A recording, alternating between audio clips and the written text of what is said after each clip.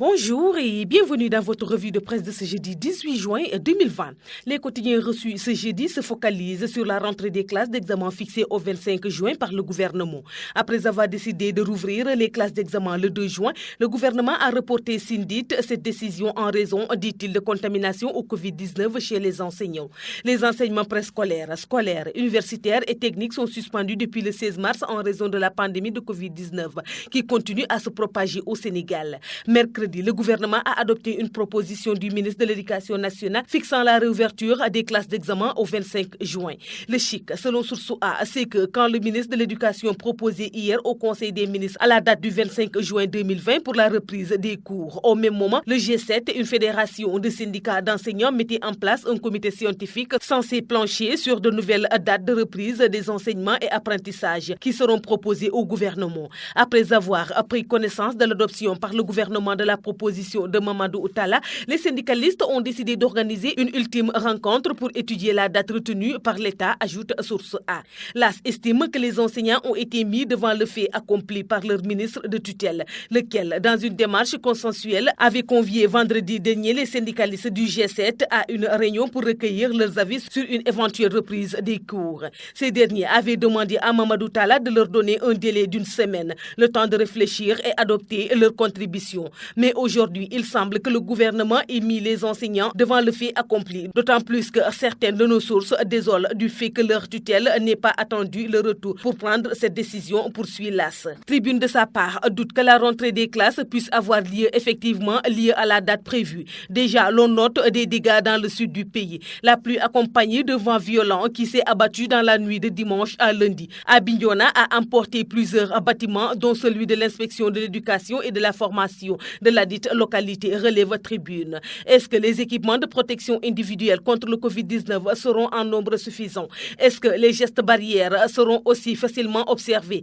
Dans quelles conditions peut-on garantir que l'année sera sauvée? Les examens auront-ils lieu? S'interroge le même journal. En bon cartésien, le doute est permis, conclut Tribune. Walf Quotidien, quant à lui, est également dubitatif sur l'effectivité de la rentrée des classes d'examen à la date indiquée par le Conseil des ministres.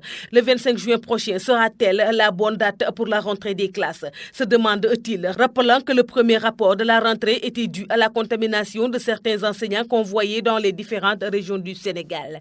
Ce rapport s'expliquait aussi par l'impréparation notée dans les établissements scolaires, surtout concernant le protocole sanitaire arrêté par le ministère de tutelle pour éviter la contamination des enseignants et des élèves, ajoute Walf Quotidien. Le Témoin quotidien de sa part, lui, est surtout intéressé à une autre pandémie que celle du Covid-19, qui a fait 73 morts au Sénégal, selon le dernier bilan publié par le ministère de la Santé. La pandémie de Covid-19 est doublée aujourd'hui d'une pandémie du foncier qui ravage le littoral.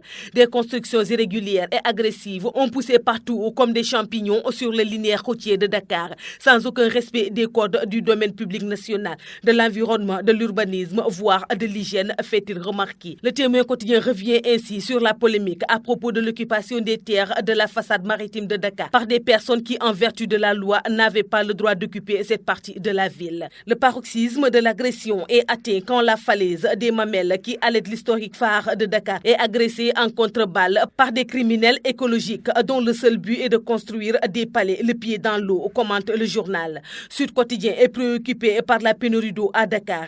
L'eau est devenue presque introuvable dans plusieurs quartiers de Dakar et de sa banlieue. Est-ce depuis plusieurs semaines, une situation déjà vécue par plusieurs ménages sénégalais qui attendaient de l'État une solution définitive, fait-il remarquer. Mais depuis 7 ans, ajoute Sud Quotidien, le gouvernement affiche leur impuissance. Enquête s'est intéressée au parcours professionnel et à la vie de famille du garde des Sceaux, ministre de la Justice, l'avocat Malick Sall. Avec plus de 35 ans de barre, maître Malick Sall aurait pu être l'homme qu'il faut à la place qu'il faut, à la tête du département de la justice. Pour beaucoup, il s'est plutôt révélé comme un homme clivant et partisan, lit-on dans le journal. Issu d'une famille de marabouts, l'avocat est réputé nanti et d'une grande générosité.